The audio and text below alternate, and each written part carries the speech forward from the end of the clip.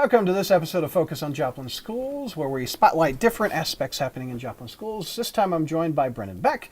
He's a senior at Joplin High School, and we have Chris Young. He teaches French at the high school, and these two went on quite the adventure. Tell me about this trip to Japan that you guys went on. So Brendan and I had the opportunity to go to Ishinomaki, Japan, to present at an international high school student forum. Right. And it was about disaster preparedness? Is that what it was about? It was about disaster recovery. Preparedness. Yeah. And, just being able to share experiences across borders to, be more prepared for the future. And you prepared a video to talk about. Yes. Talk about that. What did you do? So I actually got in touch with a few community leaders and ended up with time constraints. I only really used one. And I got with the co-founder of Rebuild Joplin. His name's Jared Hogan. Yeah. So we did a couple of interviews with kind of the circumstances of, rebuilding Joplin, how were the connections made? How did it start? It's, economic effects, and I really wanted to kind of touch into how Rebuild Joplin was kind of there even after, the media and all that kind of dispersed after a long amount of time. So it kind of had those economic long-lasting effects. And Joplin Schools was one country, and there were like 3 other countries. So we represent the United States. Is that how it worked? Yes, we were the only school from the United States, along with a school from Taiwan, South Korea, and then the school from Japan. And this was your first trip. You went there last year for this? Yes, this opportunity actually came up last year. So we went last year and this year, and we'll be back next year. Yeah. Tell me about putting together that video. What you said you interviewed the Rebuild Joplin person. They obviously picked Joplin because we came through the tornado, so we know firsthand about disaster recovery. Is that? I guess it's obviously why they picked us. Yeah. So, every country, their presentation was analogous to each other in the sense of having a disaster, and then how did we deal with that? What measures did each country take in fixing that? But more the main focus was how do we prepare for that again? So that was kind of the main focus, I think, of this one. So did you present this video to a large group, or where did the presentation go? I had a presentation that was just kind of some really fundamental things about me and our school and our community. So I did a little presentation on that and a little speech, and then I presented a 10-minute video. So in total, the presentation was around 20 minutes. Right. How did this come about? I mean, this is a far away place to contact Joplin. How did you find out about it? Yeah, very rare opportunity. Yeah. But what happened was this particular earthquake and tsunami that happened in Ishinomaki occurred March of 2011. Okay. So it was right before the tornado of Joplin. So what happened was we ended up sending our mayor to Ishinomaki to be able to learn from them as far as what they've done up to that point in their own city. So the Joplin mayor, when they were in Ishinomaki, had a translator who was Japanese. Right. So years, fast forward, the high school decides to host this forum. So the translator remembered us. Oh. So they reached out to our mayor, That's so who cool. then reached out to Dr. Carrie Saketa, and then who reached out to us. That's neat. Now, say the Japanese town again. Ishinomaki. You were talking earlier that it's off the beaten path. They're not used to seeing tourists, Americans, etc. Talk about that a little bit. Right. So Ishinomaki, when you end up arriving in Japan in Tokyo, we took another flight that was about an hour and a half. Then we took a bus for another hour. Wow. So we were far away from, the beaten path for tourists. Right. So it was interesting to kind of have those experiences because a lot of them aren't used to seeing, tourists.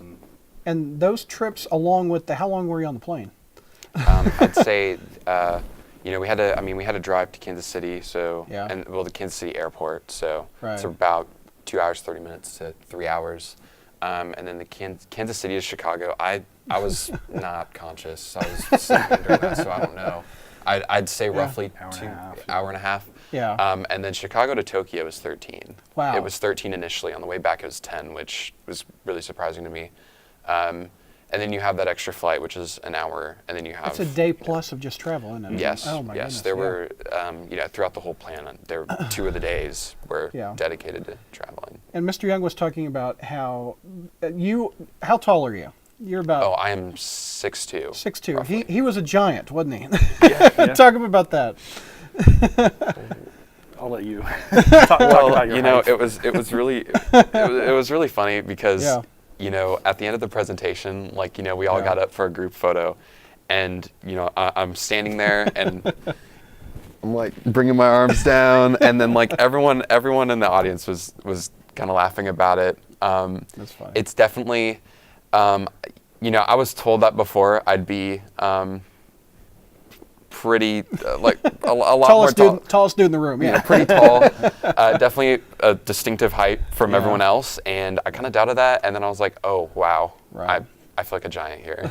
So, what's some other cultured things? Because this was your second trip, but your first one. What did you take away? What's some cultured things? Well, definitely, and Mr. Young actually pointed this out to me when we were touring the school. It's a very trusting culture.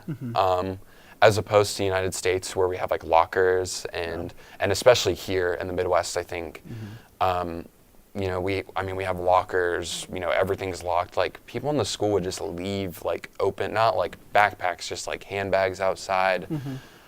Everyone's very, very, very nice. I think they're very welcoming to foreigners.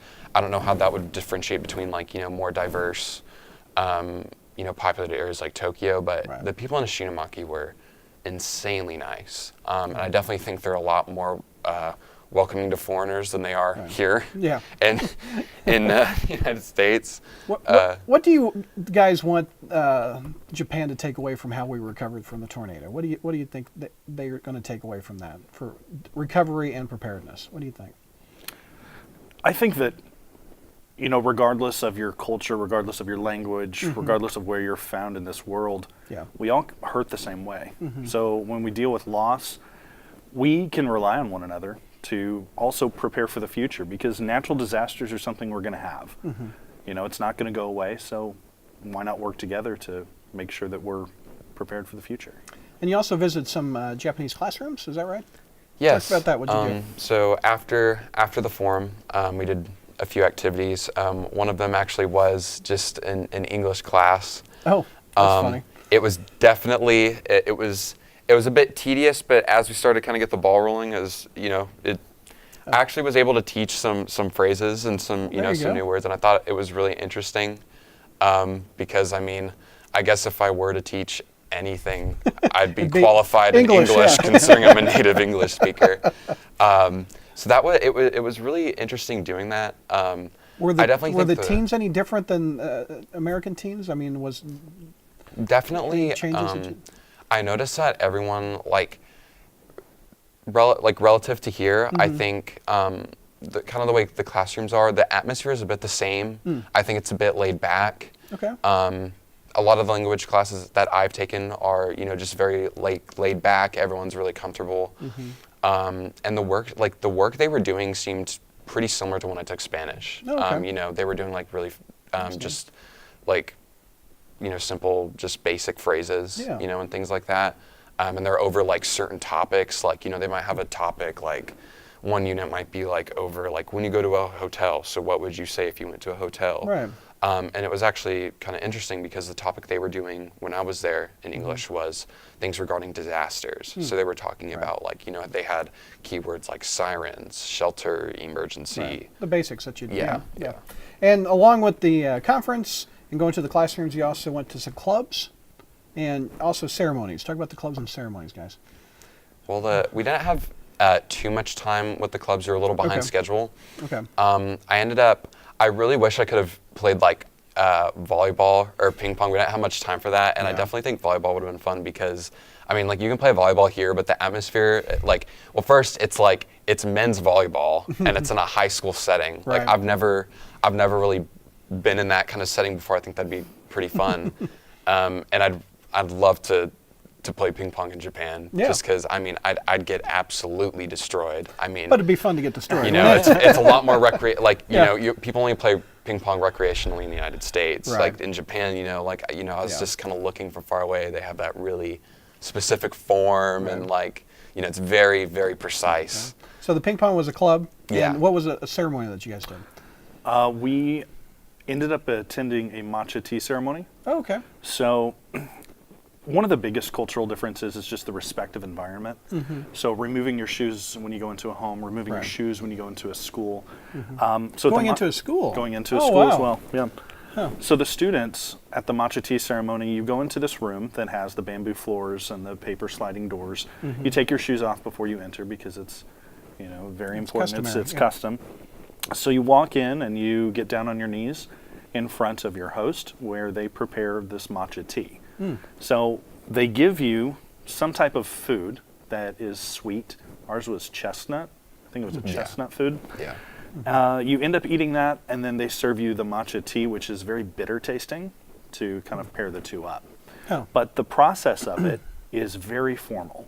That requires them to go through a series of different expressions that they say. They bow to you when they present you with the matcha tea. You bow back. That's cool. Unfortunately, I didn't understand any of it, but they attempted to explain some of it. But it was very cool and honored to be a part of it. So Brennan is the second student to go the last year. What do you want these students to take away from this trip? Just as a language teacher, I want kids to be prepared for being a global citizen. You're going to have so many more opportunities now than what I ever had growing up, as far as being able to travel the world and interact with people of all different descents. So, it's just part of building your tolerance, getting out, being accepting of differences, and at least experiencing them. Right. So that's really just what I want out of kids to have this. There's going to be a third year? Is this going to be an ongoing thing? You have to be invited, maybe. Yeah. At this point in time, we have signed a joint declaration, so it's the 4 schools, and we will be going back next year. Oh, that's awesome. What do you take away from this as your senior year that you're not going to forget? Well, definitely the thing I kind of took away from it was, even though it was a short amount of time, I made a lot of cool friends. And before this, I was talking to Mr. Young. I'll go in my email and I'll just see the subjects and the emails, they're domains and characters I've never seen before. And, I go in there and it's hey, it's Minsu from South Korea, what's going on? So that was definitely one of those things that I kind of took away from. That's cool. It was really cool just to meet, people from across the world, I think. Do you use an email translator to translate his writing? Well, they actually they send it? Yeah, they send it in English. English, okay. And it's actually it's translated very well. Oh, neat. It's just seeing that subject there, and it's it's a little. You don't get that email every day. Yeah, cool. yeah. All right, you two, welcome back to the States. Sounds like it was quite the adventure. All right, let's focus on Joplin Schools. I'm Brad Douglas.